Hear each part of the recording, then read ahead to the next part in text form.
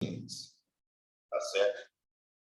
Então, crises hiperglicêmicas e crises hipoglicêmicas, né? É o nosso tema de hoje, tá certo?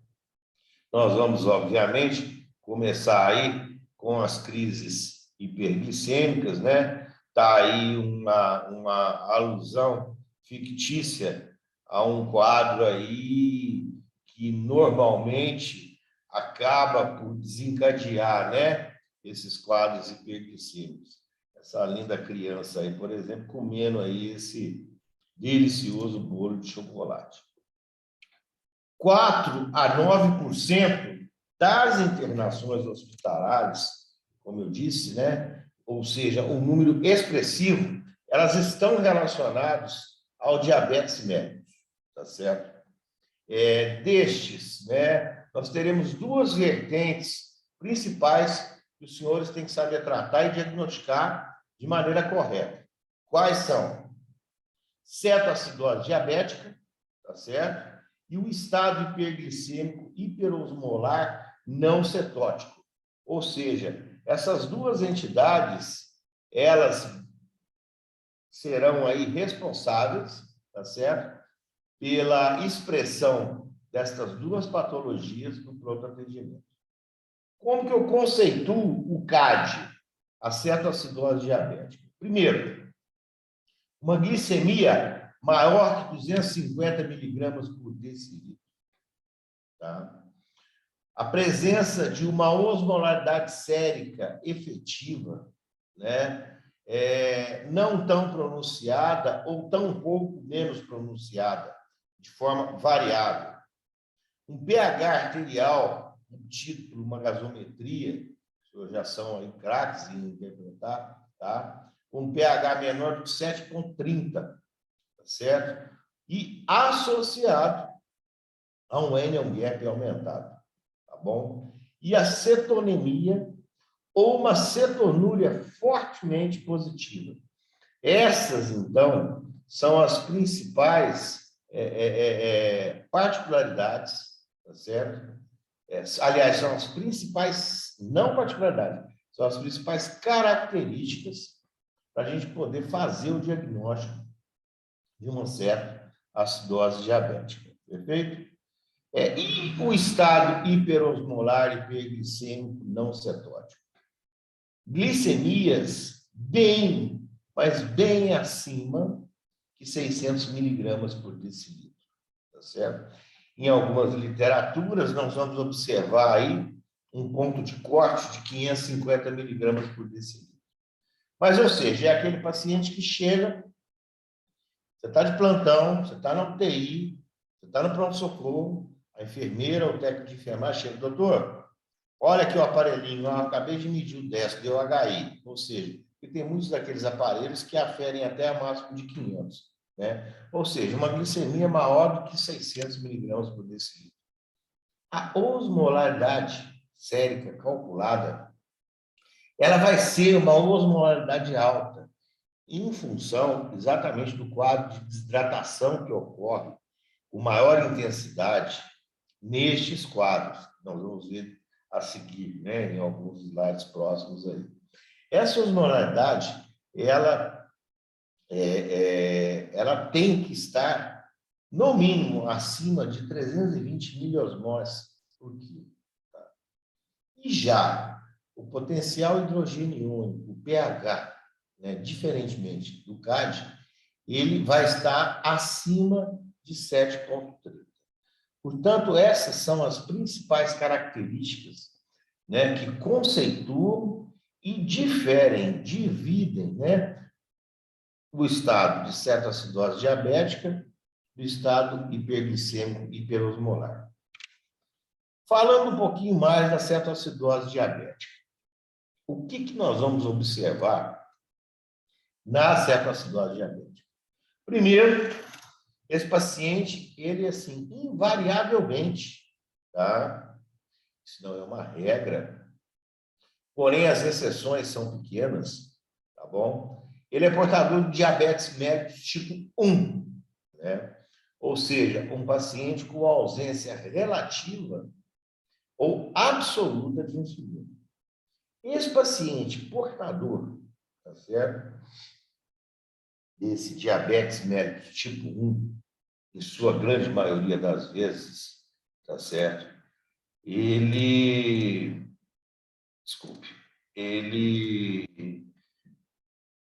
acaba tendo contato com quadros infecciosos importantes, com fatores estressantes do ponto de vista fisiopatológico, tá? Essas infecções, esses fatores de estresse, eles vão causar simultaneamente nesse paciente portador do diabetes tipo 1, que possui uma ausência relativa ou absoluta de insulina, um aumento, uma resposta compensatória, um aumento dos hormônios contrarreguladores. E quais esses principais hormônios contrarreguladores? O hormônio do crescimento, o cortisol e as catecolaminas. Por quê? O sistema límbico interpreta isso de uma maneira como uma agressão, como um estado de diferenciação de luta e fuga. E, consequentemente, ele prepara o organismo para aquele provável evento desfavorável. E o aumento desses hormônios contrarreguladores, tais como o GH, tais como o cortisol, tais como as catecolaminas, acaba levando a um aumento do glucagon e a uma lipólise. Ok? Bom, e esse aumento do glucagon e dessa lipólise leva, em última análise, né, na ausência relativa ou absoluta de insulina, a um quadro de cetoacidose diabética. Ok até aqui? Bom, e esse quadro de cetoacidose diabética, o que ele nos traz? Né? O que ele vai nos trazer? Quais as consequências? Quais, assim, as principais consequências deste aumento do glucagon e da lipólise? Tá?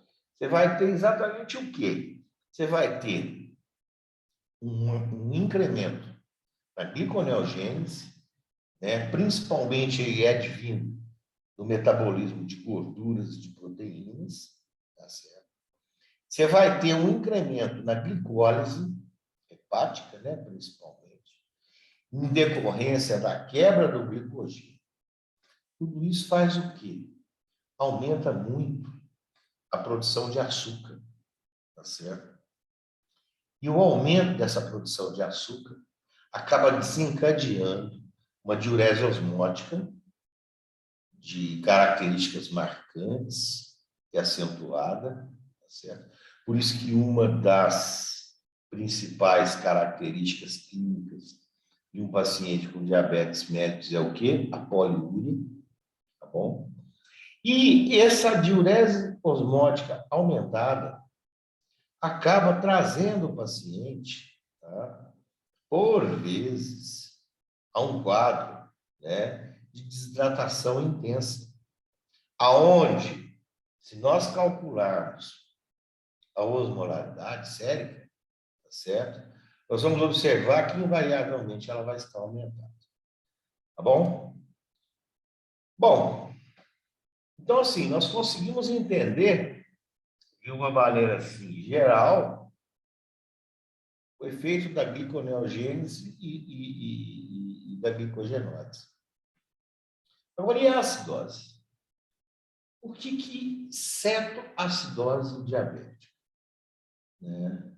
Bom, professor, nós estamos falando de cetoacidose, afinal das contas. Tá, mas existe toda uma explicação para a apresentação aí desse quadro de acidose associado aí à presença de corpos cetônicos. Aquele aumento do glucagon que nós vimos no slide anterior, ele faz com que a ação de uma determinada enzima, que é a malonil-CoA, que vai tentar, de uma maneira ou de outra, inibir o processo de gliconeogênese, tá certo? Ele vai acabar reduzindo a ação dessa enzima. Consequentemente, Essa enzima, que é uma enzima, uma coenzima, né, que vai ter uma ação contrarregulatória sobre, né, uma outra determinada enzima que é a carnitina palmitiltransferase, e essa carnitina palmitiltransferase, o que que ela tem normalmente, qual que é a ação que ela desempenha? Ela desempenha exatamente a ação de liberar, né, de incrementar o metabolismo de ácidos graxos. Consequentemente, nós vamos ter um incremento desses ácidos graxos. Na produção, na produção destes componentes aí energéticos, tá certo? E isso acaba, por si, liberando uma quantidade absurda, tá certo? De energia. A liberação dessa quantidade de energia acaba, nos decorrentes do metabolismo de ácidos graxos, acaba nos apresentando, nos fornecendo uma quantidade grande de 3 principais ácidos, né? O ácido acetoacético, o ácido beta-hidróxido butírico e a própria acetona. Daí o quadro de cetoacidose diabética. Tem uma pergunta ali feita por um colega, eu vou deixar para responder mais no final, tá bom? Só para a gente não perder aí o fio da meada. Consequentemente, esse estado de acidose constante, porque nós não vimos lá que uma das características aí do CAD, da cetoacidose diabética, é um estado ácido, né? Um pH menor que 7,30, isso aí vai acabar consumindo as reservas alcalinas do organismo, né? Principalmente quem? No sentido compensatório, o bicarbonato. E, consequentemente, nós vamos ter aí uma queda do potencial hidrogeniônico, tá? Bom, o colega está perguntando, né?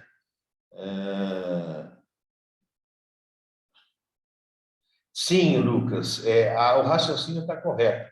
Só que, como nós vamos ver num dos próximos slides aí, os rins, eles têm uma capacidade limite de reabsorção, tanto de glicose como de água, tá certo? E aí acaba que nós acabamos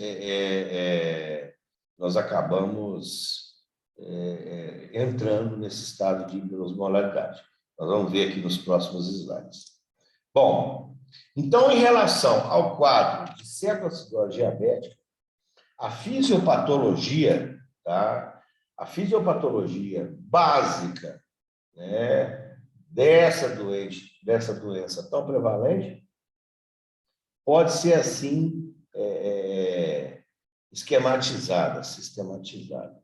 Já o estado hiperosmolar hiperglicêmico não cetótico, ele vai ter uma grande diferença em relação à cetoacidose diabética.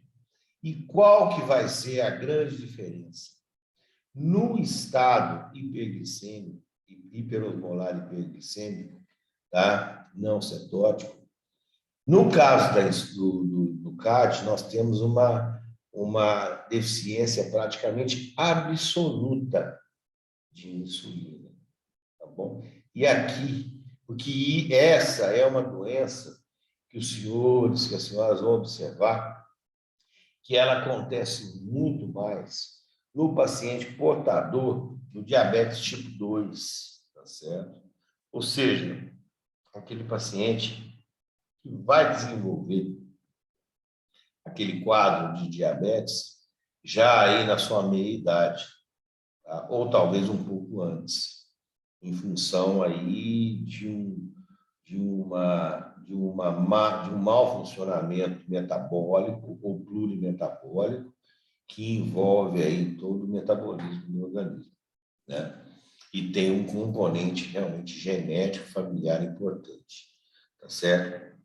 E, nesse caso, do estado hiperosmolar hiperglicêmico, tá? Aonde a deficiência de insulina ela é relativa e não absoluta, nós vamos ter apenas, não uma explosão, nós vamos ter uma pequena elevação do glucagon frente àqueles fatores, os fatores de estresse, os fatores infecciosos, eles continuam sendo, tá, os pilares que sustentam o início de toda a fisiopatologia para essas doenças.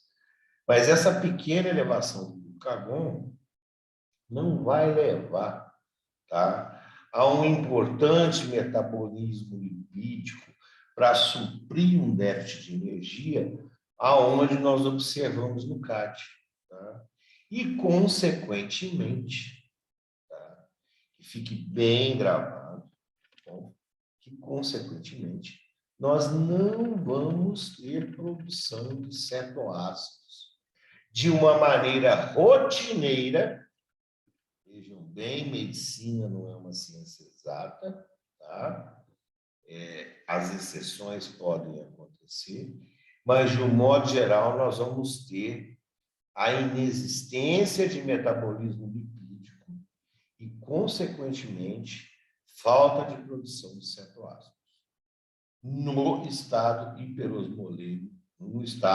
hiperosmolar hiperglicêmico, tá? Não cetótico.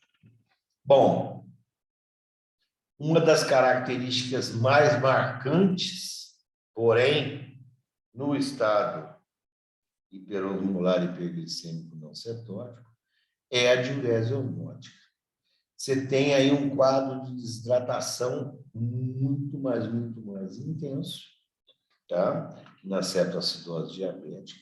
Você vai ter uma perda exagerada de água livre, você vai ter um aumento importante na osmolaridade sérica calculada, daí que, conceitualmente, a gente tem que ter uma osmolaridade de pelo menos maior ou igual a 320 miliosmoles. Isso, às vezes, pode chegar a 360, 370, 380. Essa poliúria, essa perda exagerada de água livre, leva a quê? Obviamente, alteração em dois principais eletrólitos, né? Você vai ter uma perda exagerada de potássio, uma hipocalemia associada, que deve ser observada, deve ser monitorada e deve ser tratada concomitantemente ao quadro, porque senão você pode caminhar para um desfecho, principalmente aí cardiológico, desagradável, tá bom? E você vai ter um quê? Um aumento importante do sódio, né? Nessas situações, tá? Bom, quais seriam, então, né, uma vez visto a fisiopatologia do CAD, a fisiopatologia de maneira bem simplista dos estados hiperosmolar e hiperglicêmicos não cetóticos, quais seriam, então, as principais causas comuns, tanto à cetoacidose diabética quanto ao estado hiperosmolar hiperglicêmico? Omissão de dar insulinoterapia, isso é muito comum, principalmente em pacientes mais jovens. Isso aí a gente está super acostumado de ver. O fato da não aceitação da doença acaba levando a um quadro de omissão da terapêutica essencial para o equilíbrio do metabolismo glicêmico desse doente. As infecções, aqui eu destaquei pulmonares, mas eu colocaria também, e peço que vocês coloquem, as infecções do trato urinário, tá? Situações de estresse agudo, como acidente muscular encefálico, temos na nossa próxima aula, tá bom? Infarto agudo do miocárdio, quadros de pancreatite aguda, traumatismos grandes, choque circulatório, choque distributivo, choque anafilático, quadros de hipovolemia intensa, grandes queimados, embolia pulmonar, quadros de isquemia mesentérica, ou seja, tudo aquilo que pode ser uma injúria e que traga um impacto clínico e que possa interferir de uma maneira marcante na homeostasia desse paciente.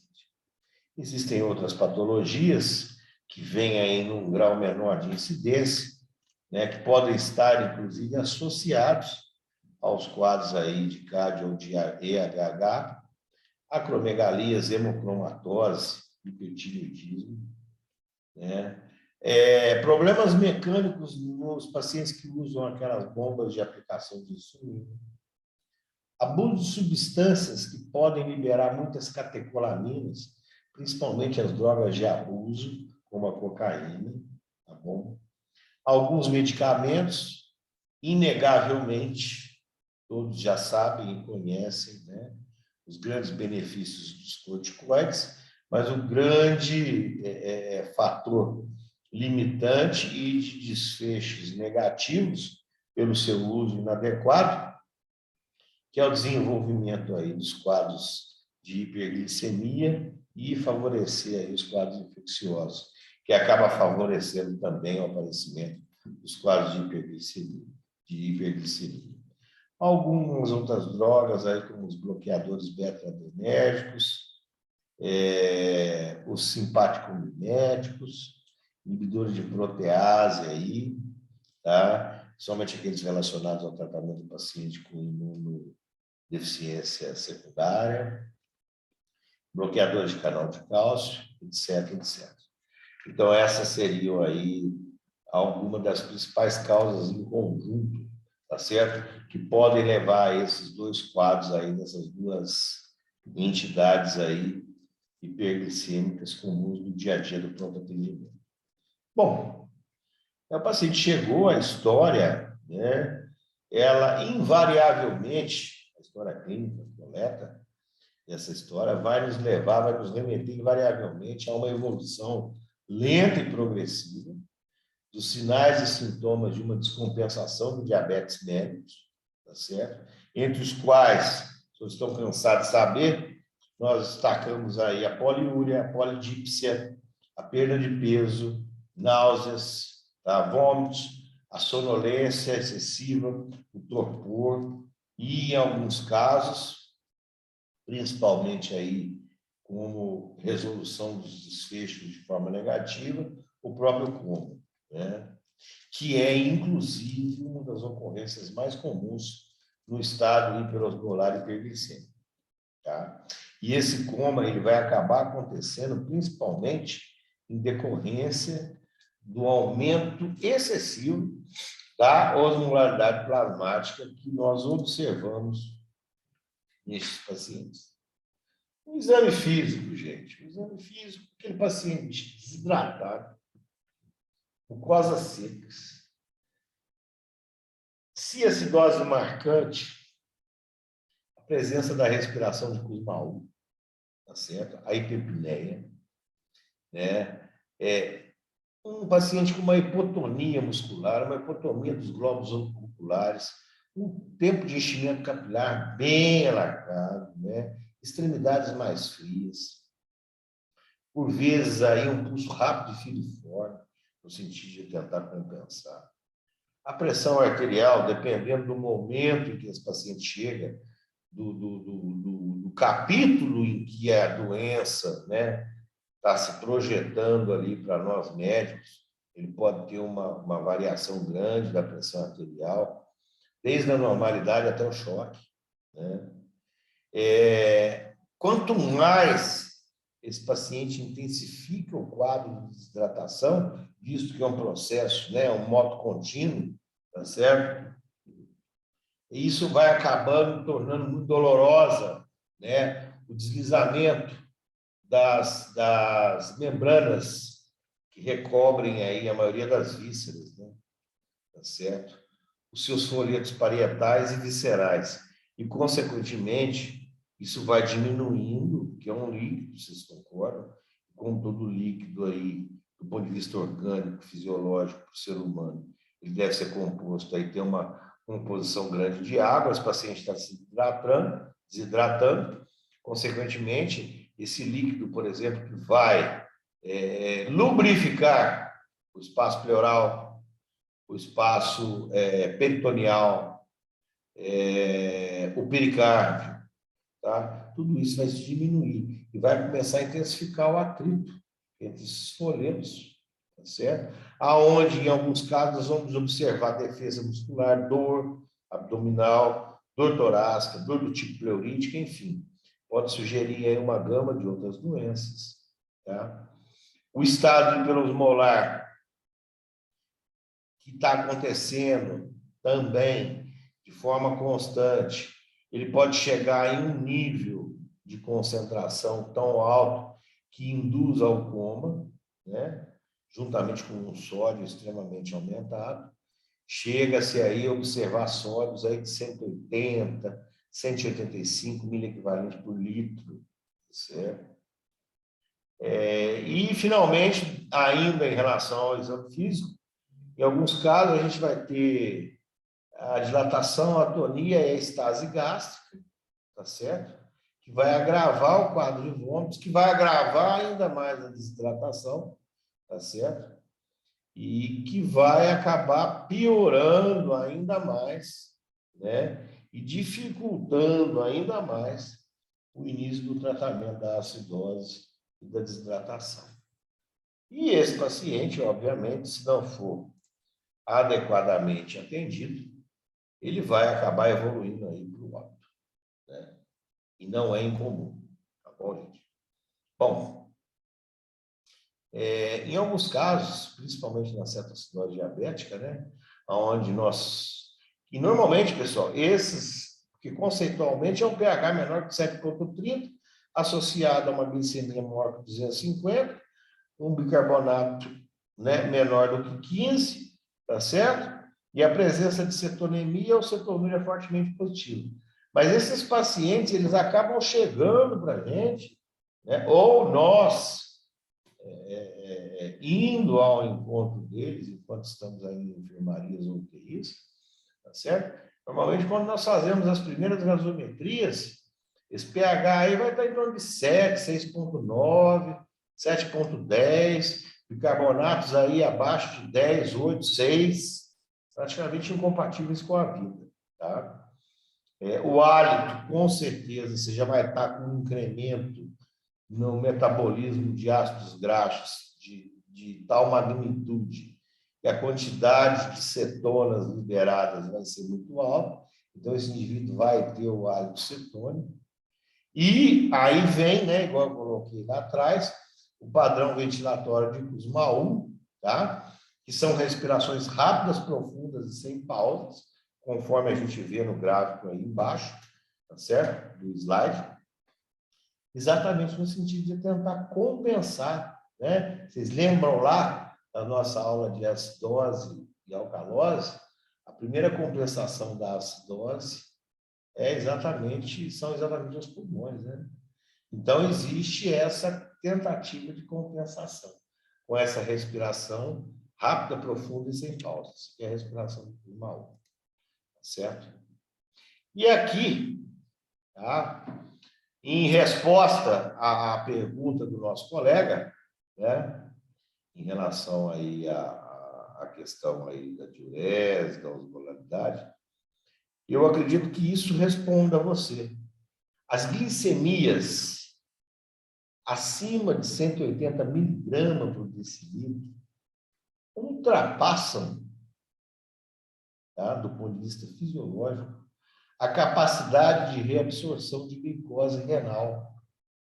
Isso tudo acaba levando à glicosúria e à diurese osmótica. Perde-se o controle da regulação, entendeu?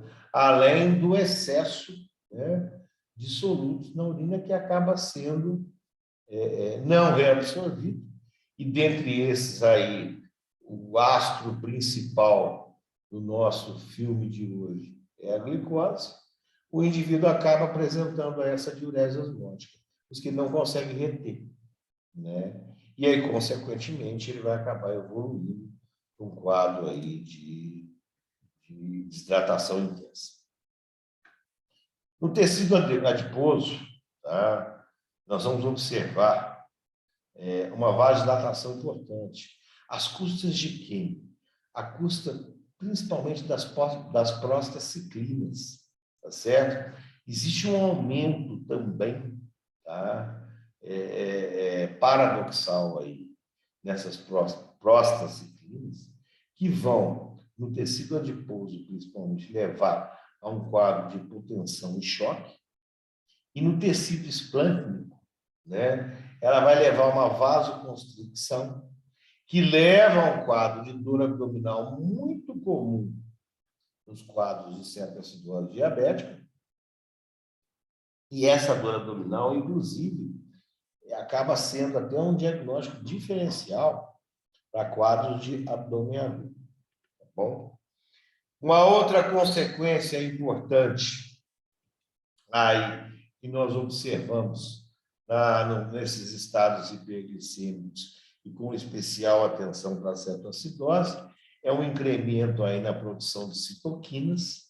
Essas citoquinas, elas invariavelmente, elas acabam interagindo, né, e atuando sobre os principais fatores plasmáticos da coagulação, relembrando aí fibrinogênio, protombina, tromboplastina tecidual, tá certo? O cálcio, tá certo?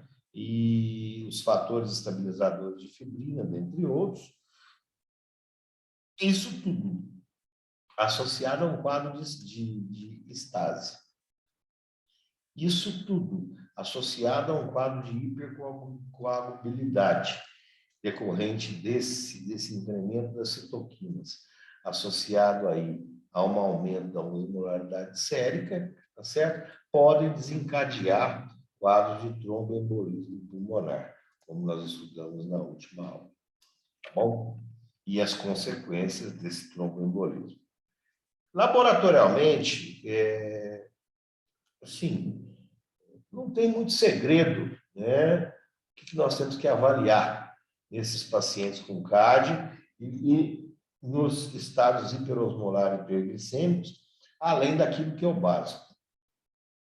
Determinação de glicose plasmática, fósforo, a ureia e a creatinina, para ver como é que está essa função renal. A presença ou não dos corpos cetônicos, seja na corrente sanguínea ou seja na urina. Os principais eletrólitos, dentre os quais a gente destaca aí cálcio, sódio e potássio, tá certo? A gasometria arterial, exatamente para a gente poder também ter uma ideia do cálculo aí, né? Se é uma acidose metabólica que está cursando com o anion gap aumentado ou uma acidose metabólica hiperclorêmica, né? A urinálise é importantíssimo, porque também é um ponto de infecção, né? Se é logo atrás aí das causas pulmonares. O hemograma, o eletrocardiograma, por conta de um diagnóstico diferencial de uma dor torácica, né? E, quando necessário, outros exames complementares. E aí tem uma gama, né? Raio-x de tórax, tomografia de abdômen, tomografia de tórax, ultrassonografias. Aí vai depender aí do seu alinhamento e do seu raciocínio clínico, né? No sentido aí de estar dando andamento e realmente fechando e confirmando o diagnóstico.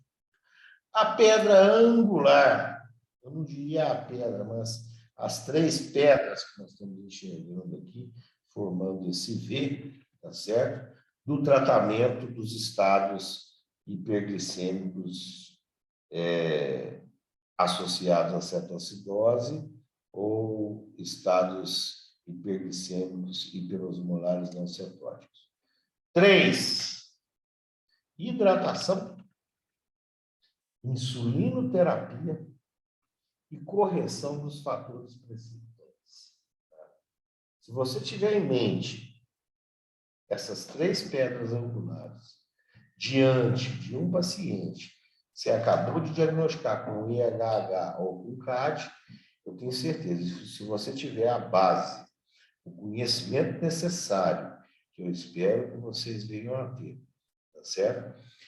Para poder tratar essas patologias, eu tenho certeza que o desfecho ele pode ser até negativo, inclusive com a morte do paciente, mas por outras causas.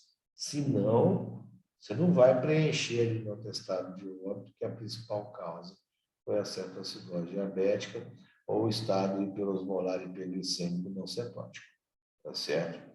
Desde que vocês hidratem corretamente esse paciente, apliquem a insulina de forma adequada e façam a correção adequada de todos os fatores precipitantes possíveis que os senhores e as senhoras puderem identificar, tá certo? Dos quais eu falei da maioria aí, né? Muito importante no que diz respeito à hidratação, né? Olha, para vocês terem uma ideia, somente a hidratação per si, ela reduz em 12% os níveis glicêmicos iniciais, tá bom? Então, aquele paciente que chegou lá com uma glicemia, um EHH de 600, de 700, ele no mínimo vai cair aí para em torno de aproximadamente aí 540, 530, ou 640, 620, tá?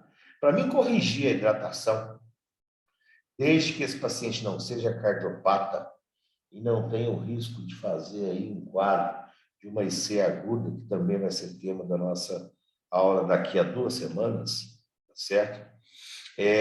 Na ausência do comprometimento dessa função cardíaca e renal, é claro, você também não vai pesar a mão na hidratação. Um paciente anúrico, um paciente aí que vive às custas de uma terapia renal substitutiva em hemodiálise, né? Então, você vai ter que ser um pouco menos generoso. Mas, de um modo geral, como não vão ser esses pacientes que vão chegar, principalmente quando relacionados ao CAD, são pacientes mais jovens, porque eles têm lá deficiência praticamente absoluta de insulina, né? Nós devemos indicar aí a primeira infusão salina, generosamente aí, com um soro fisiológico a 0,9%, ou Ringer lactato, ou Ringer simples, em média de 15 a 20 ml por quilo, tá certo? Na primeira hora. Então, a gente pega aí um paciente, 70 quilos, sexo masculino, 30 anos de idade, sem essas comorbidades prévias, pelo menos 1,5 litro de cristalóide na primeira hora, tá certo? E fazendo os bolos de volume, observando-se a perfusão periférica, tá certo? E buscando-se restabelecer essa perfusão com a regularização do tempo de enchimento capilar, né? E, às vezes, se lembrar que nos estados hiperosmolares e hiperglicêmicos, a quantidade de fluidos necessárias para o restabelecimento desse quadro perfusional fisiológico, às vezes ainda pode ser até maior, chegando aí na casa dos 30 a 35 ml por quilo na primeira hora. A segunda fase de hidratação, nós mantemos aí uma velocidade de infusão entre 250 a 500 ml por hora, tá certo? Se esse paciente, ele for principalmente um portador aí de uma EHH, aonde invariavelmente ele vai ter um sódio aumentado, nós, né, normalmente maior que 150 ml por litro, nós prescrevemos uma solução que nós denominamos de solução salina ao meio, tá? Ou seja, ao invés do clássico soro fisiológico a 0,9%, onde um litro contém 9 gramas de sal, de cloreto de sódio, nós vamos prescrever aí, eventualmente, uma solução fisiológica a 0,45, onde em um litro nós vamos ter 4,5 gramas de sódio, ou até mesmo a 0,22,5, né? Onde em um litro nós vamos ter 2,2 gramas. E lembrando aí que a correção desse sódio deve ser lenta, tá certo? Não ultrapassando aí em 24 horas uma diferença aí de 12 mEq, tá? O ideal é em torno de até no máximo 10 mEq, mas isso nós vamos estudar aí na correção aí dos principais distúrbios hidroeletrolíticos, tá? Uma das nossas últimas aulas aí. onde nós vamos conversar um pouco sobre reposição e correção de sódio, de potássio, de cálcio, tá? E então, assim, mas que fique patente para vocês que realmente a hidratação é, sim, uma das pedras aí angulares, tá?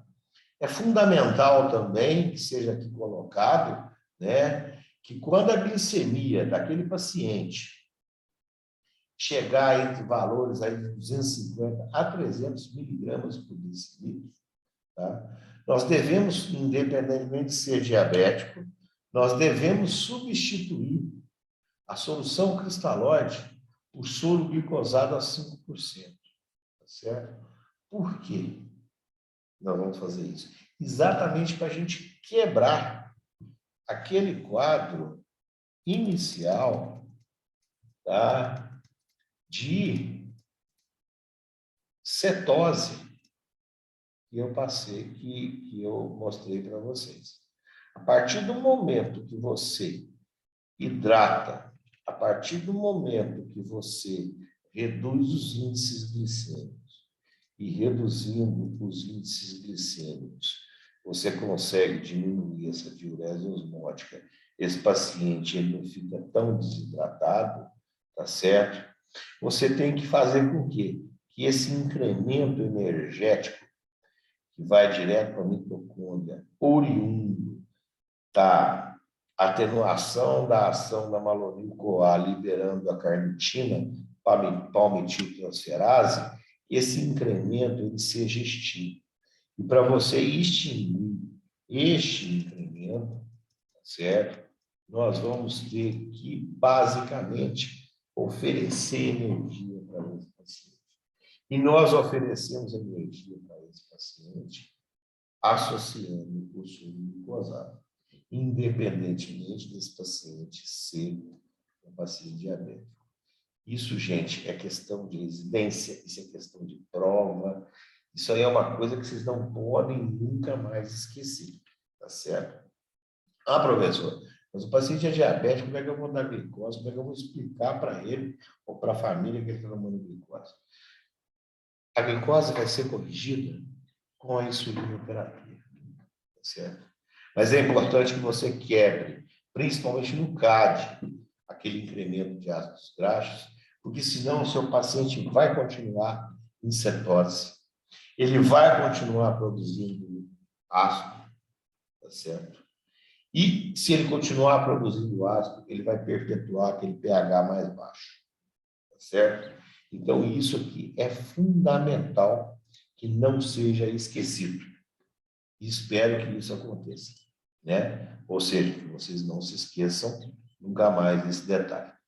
Em relação à insulinoterapia, tá aí, para aqueles que forem ser anestesistas, intensivistas, igual a mim, ou urgencistas, vocês vão lidar muito com isso aí, que são as bombas de infusão, tá bom? Inicialmente, a gente vai usar e vai fazer a correção seguindo aí protocolos rígidos, tá certo?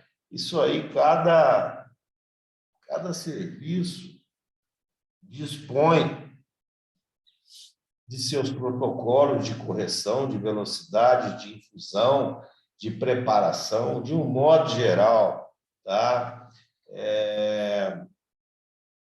Nós normalmente diluímos 50 miligramas, 50 unidades de insulina regular em 50 ml de soro, onde 1 ml corresponde a uma unidade, e aí nós seguimos o protocolo e vamos tratando conforme quando eu digo tratando, ajustando a velocidade de infusão dessa bomba de insulina, tá? Conforme o resultado dos destros, né, que nos são apresentados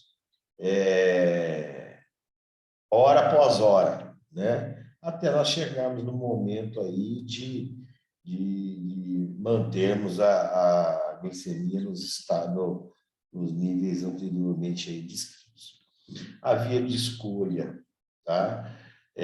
Normalmente, como eu disse, então, é a via intravenosa contínua, Você não começa aí com uma média, aí isso aí, por isso que eu falei, eu coloquei aqui, mas existem modelos diferentes, tá? O importante é você saber usar e o momento de suspender e o momento de continuar. E o momento de converter de bomba de infusão para bolos regulares. É de 0,1 unidade quilo hora. Você faz bolos iniciais de 0,1 unidade por quilo.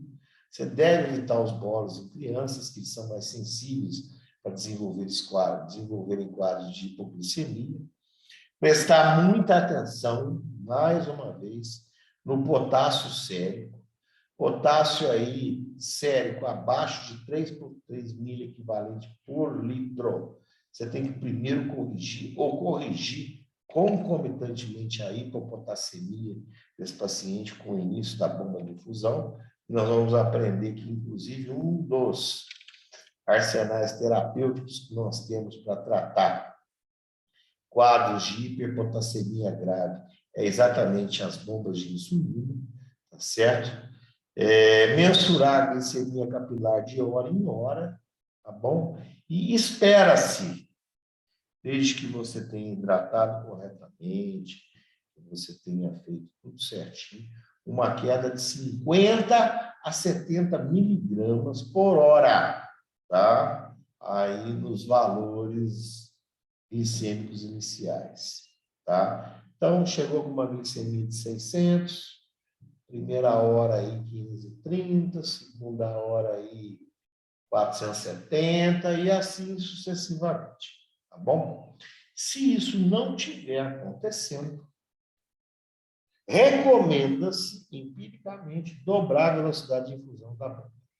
E se a queda foi acentuada, acima de 50 a 70 miligramas por decilitro por hora, a recíproca é verdadeira. Você reduz a dose atual pela metade, tá? Quando que eu vou parar essa bomba de infusão? A partir do momento que eu tiver um pH acima de 7,3, meu Enon Gap, vocês já estudaram lá atrás, esteja menor do que 12, tá? Em que meu bicarbonato seja maior ou igual a 15.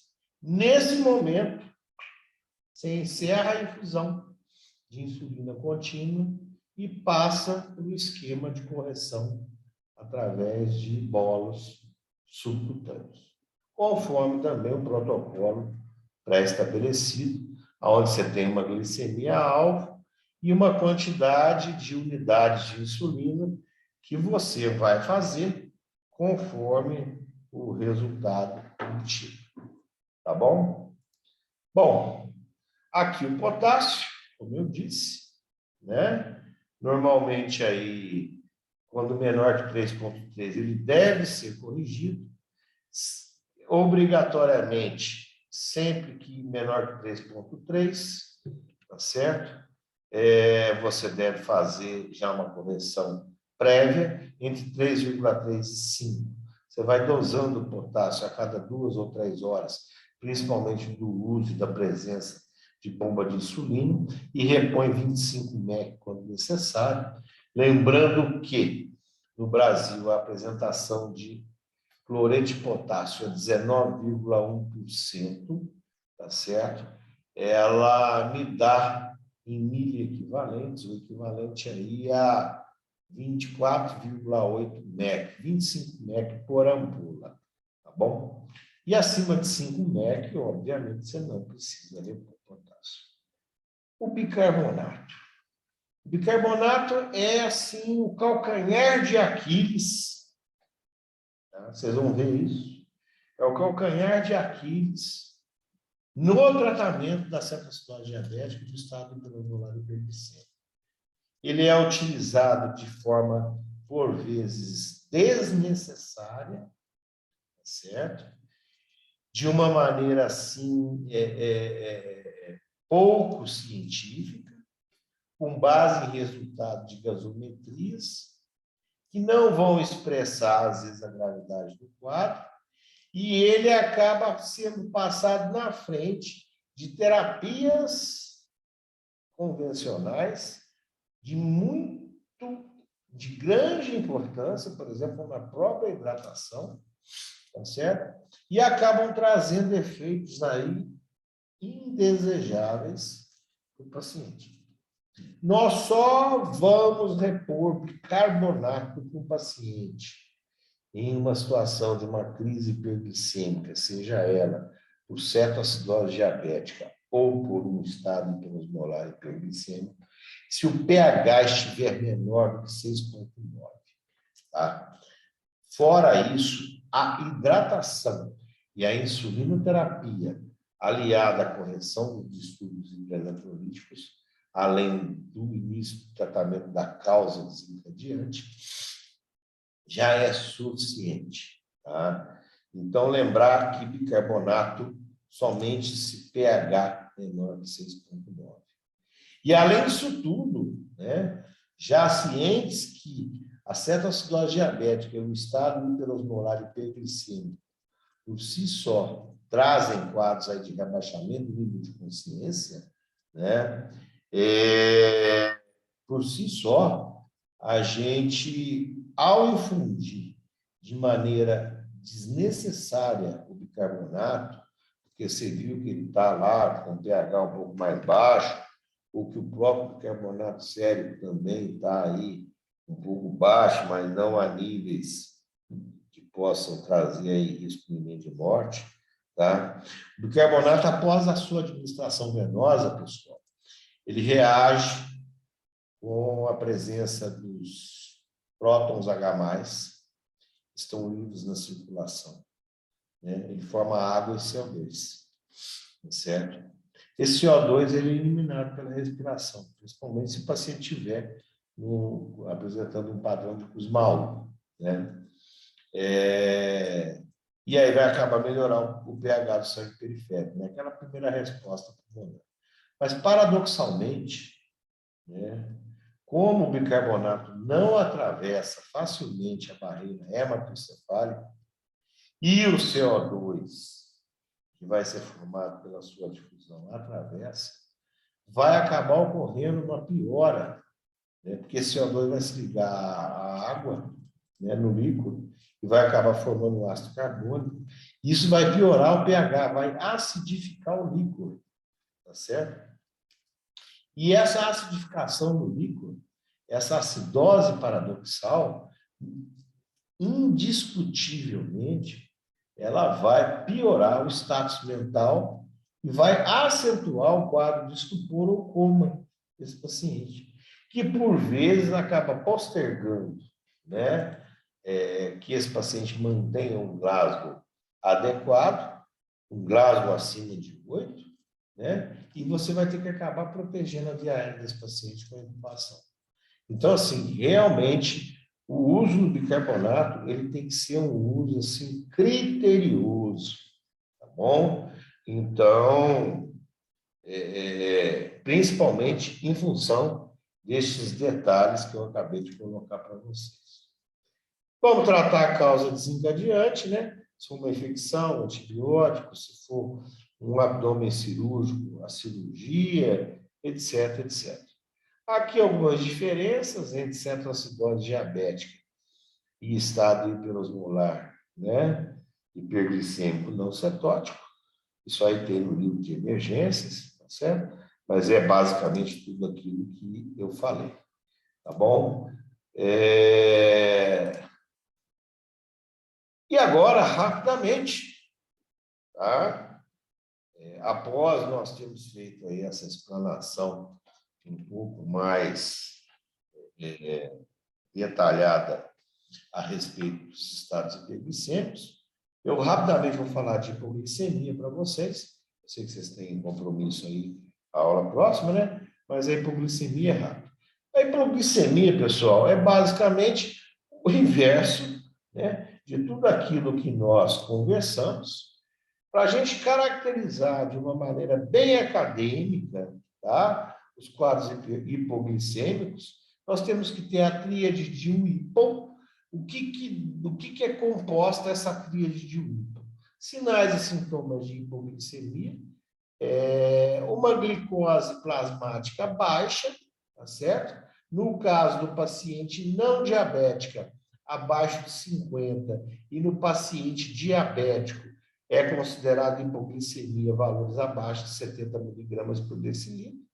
E a resolução dessa tríade de WIPO, né, dessa sintomatologia, ela acaba, né, a partir do momento em que nós fazemos o uso aí da glicose endovenosa, tá? Normalmente, o paciente ele vai apresentar sintomas adrenérgicos, como taquicardia, tremores, ele vai ter fome, ele tem confusão, ele tem irritabilidade. Tudo isso aí vai se resolver, né? Com a administração precoce de glicose, tá? Mais uma vez aí, né? Glicemia menor que 50, 45 miligramas por decilitro em não diabéticos e menor que 70 em pacientes diabéticos. O que nos protege, né, da questão aí da hipoglicemia? Nas primeiras 12 horas, o fígado tem um papel fundamental, principalmente aí na questão da quebra do glicogênio, em fornecer energia, só que esses estoques são finitos e são reduzidos, né?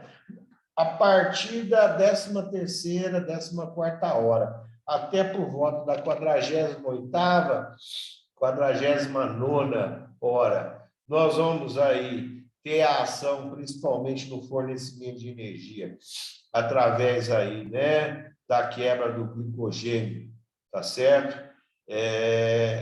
Só que agora de origem muscular, tá bom? E isso vai acabar nos fornecendo. Chega um momento que tanto o fígado como o músculo, eles não vão dar mais conta e o indivíduo entra no estado hipoglicêmico persistente. A hipoglicemia, pessoal, ela normalmente pode nos apresentar clinicamente, né? Até porque eu estou colocando isso aqui, mas assim, o paciente chegou hipoglicêmico, né? Existem as principais causas ali que podem ser identificadas na hora, mas assim, um estudo depois dessa hipoglicemia, isso é ao nível ambulatorial, tá bom? Você vai tirar o paciente daquele risco de vida, daquele low do aparelhinho, né? A hipoglicemia pode ser uma hipoglicemia de jejum, que é secundária a diversas doenças orgânicas, ou uma hipoglicemia pós-prandial, que normalmente vai ser secundária a distúrbios funcionais. Normalmente, quando em jejum, secundária a doenças orgânicas, principalmente relacionadas aí ao eixo hipotalâmico hipofissário, né? E a secundária a distúrbios funcionais, normalmente relacionadas aí a baixa produção, ou excesso de produção, ou uma resistência aí exagerada ou débil em relação à insulina, e o pâncreas aí se torna um dos principais responsáveis. Aqui, né, as principais causas, tá certo? Das hipoglicemias, mas como eu disse, isso aqui é tema para aula de endocrinologia e de investigação ambulatorial. Aqui as hipoglicemias pós-prandiais, principalmente aí eu gostaria de hoje, atualmente, uma das coisas que a gente tem mais visto também em pacientes que chegam com quadros de hipoglicemia pós-prandial, são os pacientes que são submetidos ao bypass gástrico, né? Hoje, cada vez mais as pessoas estão operando, fazendo a cirurgia de redução do estômago, e uma das principais consequências, às vezes, desses pacientes, é o desenvolvimento de quadros de hipoglicemia pós-prandiais. As principais manifestações clínicas, como eu disse, as adrenérgicas, as colinérgicas, as secas, né? E as molhadas, tá certo?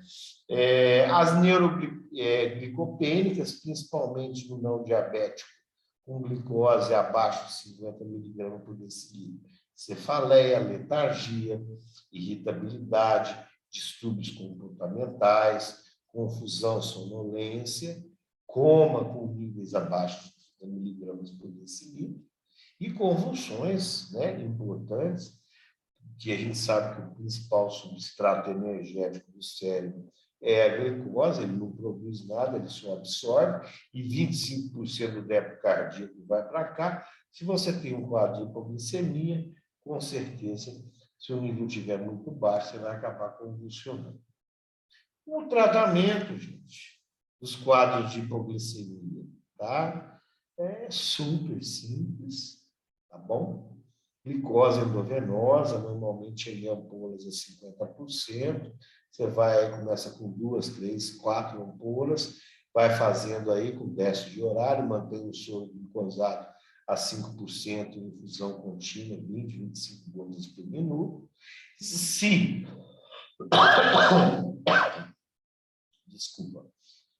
no seu serviço você dispuser de glucagon, né? Você pode fazer uma dose única de 1 a 2 miligramas, você reverte praticamente instantaneamente esse quadro de hipoglicemia. E lembrar, lá na nossa aula de coma e estupor, lá na nossa aula, no semestre passado, sobre intoxicação por álcool, né? Esse paciente, se for um alcoólatra ou desnutrido, ou um hepatopata, ele vai ter uma deficiência importante de tiamina. Você sabe que se você fizer glicose antes da tiamina, esse paciente pode desenvolver aí, né, ou acentuar aquela síndrome, né, de Wernicke-Korsakoff. Tá bom? Então, sempre lembrar nesse grupo especial de pacientes que é importante que a gente faça tiamina. Bom, gente, o que eu tinha para falar para vocês aí hoje em relação às crises hiperglicêmicas, em suas duas apresentações clínicas mais importantes e prevalentes, que são cetoacidose diabética e estado transmolar hiperglicêmico, eu tentei colocar. Fizemos aí uma rápida lapidada aí nos estados hipoglicêmicos. Eu fico aí à disposição de vocês para a gente poder tirar as dúvidas, ok? O meu muito obrigado. Arigato. Está escrito aí que o cachorrinho